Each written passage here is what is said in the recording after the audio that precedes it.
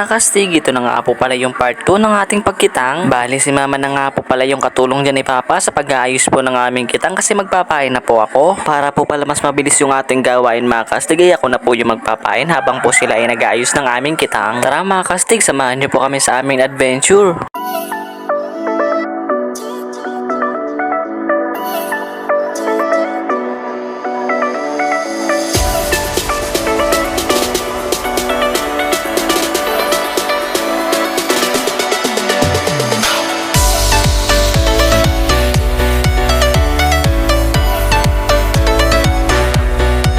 Dito pala mga kastig ay nag-start na po kami magbatak ng aming kitang. Unang huli nga po pala dyan natin mga kastig ay isa pong kuwaw. Bale inabutan na nga po pala dyan tayo na madaling araw mga kastig. Medyo natagalan po kasi kami pagpain at pag-ayos ng kitang mga kastig. At dito nga po ulit mga kastig ay nakahuli naman tayo ng isang kuwaw. Medyo masama nga pala ngayon ang panahon mga kastig. Medyo dadami na naman yung ulan. Pag umulan nga pala mga kastig ay hindi tayo makakapag-video kasi cellphone nga lang po yung gamit natin. Tala po mga kastig, samahan nyo po kami sa aming adventure.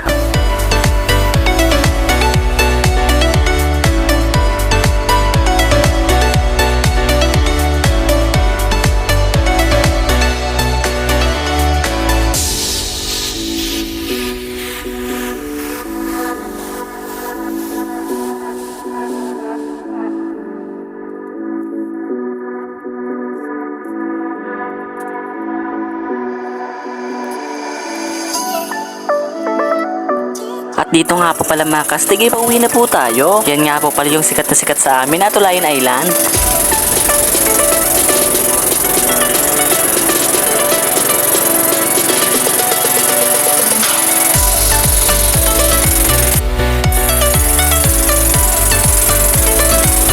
Bali dito nga po pala mga kastig, papakiluhin na po natin yung mga huli nating isda.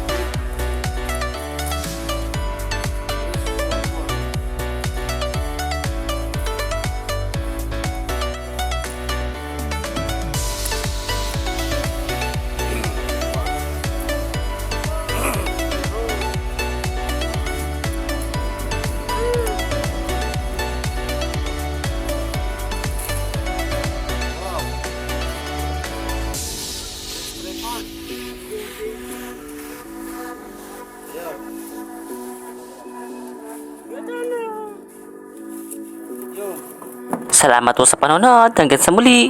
Paalam!